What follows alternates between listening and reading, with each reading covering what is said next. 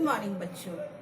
आज हम कंटिन्यू करेंगे NCERT class 10 English main book का beautiful poem a tiger in the zoo written by the Welsh poet Leslie Norris. First of all, we will go through the poem. A tiger in the zoo. He stalks in his vivid stripes the few steps of his cage on pads of velvet quiet in his quiet rage. He should be lurking in shadow, sliding through long grass, near the water hole where plump deer pass.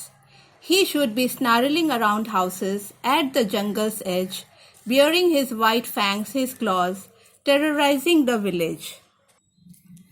But he is locked in a concrete cell, his strength behind bars, stalking the length of his cage, ignoring visitors.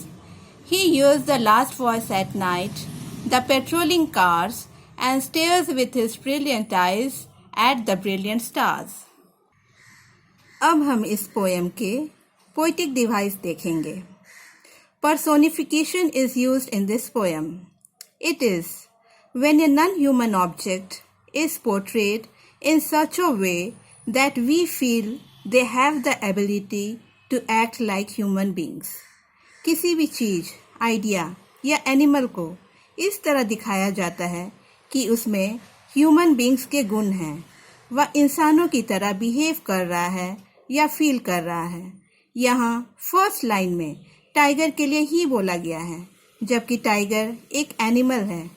उसके लिए it का use होना चाहिए, पर poet ने ही का use करके tiger को पर्सोनिफाई किया है. Another poetic device used is enchantment. It refers to line that end without punctuation marks and continues to the next line. जब लाइन बिना किसी पंक्चुएशन मार्क्स के दूसरी लाइन में कंटिन्यू होती है, उसे इंचार्मेंट कहते हैं. इस पोएम का फर्स्ट लाइन बिना किसी पंक्चुएशन मार्क्स के, बिना किसी फुल स्टॉप, कोमा, सेमीकोलन के सेकेंड लाइन में कंटिन्यू हो गई है. Next poetic device is alliteration. It is the repetition of the same consonant sound in the starting of two or more words. He stalks in his vivid stripes में strokes और stripes में SS sound repeat हो रहा है. Next poetic device used is assonance. It is the repetition of same vowel sound within words, phrases or sentence.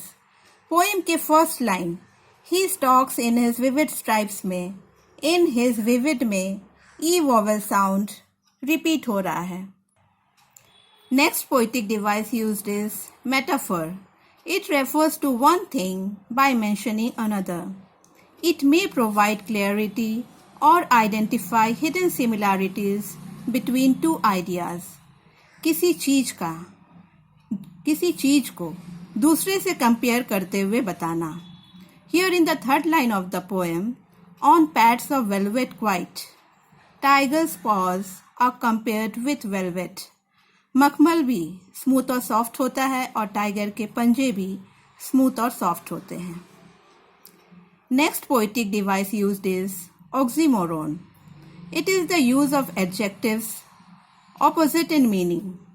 Poem के first stanza के last line में in his quiet rage, tiger quiet है, चुपचाप है क्योंकि हेल्पलेस है. वह raise में है, अंदर ही अंदर बहुत गुस्से में है. क्वाइट और रेज ऑपोजिट चीज़ों को पोइट ने एक साथ यूज़ किया है. Now we will see the rhyme scheme of this poem. इसके लिए हम सभी लाइन्स के लास्ट वर्ड को एक दूसरे के साथ राइम कर देखेंगे. फर्स्ट लाइन स्ट्राइप्स के बगल में ए लिखेंगे. अब स्ट्राइप्स, केज, क्वाइट या रेज किसके साथ राइम कर रहा है? किसी के साथ नहीं. नेक्स्ट केज के बगल में बी लिखेंगे. या क्वाइट और रेज किसके साथ में राइम कर रहा है? रेज के साथ में. केज, रेज, इसलिए रेज के बगल में बी लिखेंगे. अब क्वाइट बच गया है, यहाँ सी लिखेंगे। इस पोएम का राइम स्कीम है ABCB. In the second stanza, enchantment is used. Rhyme scheme is same. In the third stanza, again enchantment is used. Next, onomatopoeia is used. Words that suggest sound.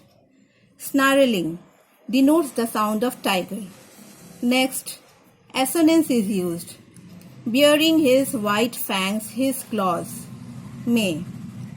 Bearing his में E vowel sound repeat हो रहा है. Consonance is also used. Fangs claws में S sound repeat हो रहा है.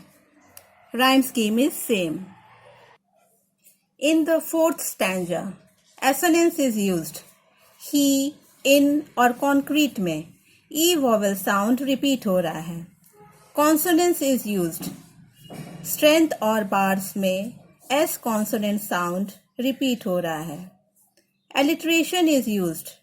Behind और bars में B sound repeat हो रहा है. Rhyme scheme is same. In the last stanza, enchantment is used. Next, alliteration is used. H sound is used in the starting of he and hers. Assonance is used. Vowel sound E is used in with his brilliant.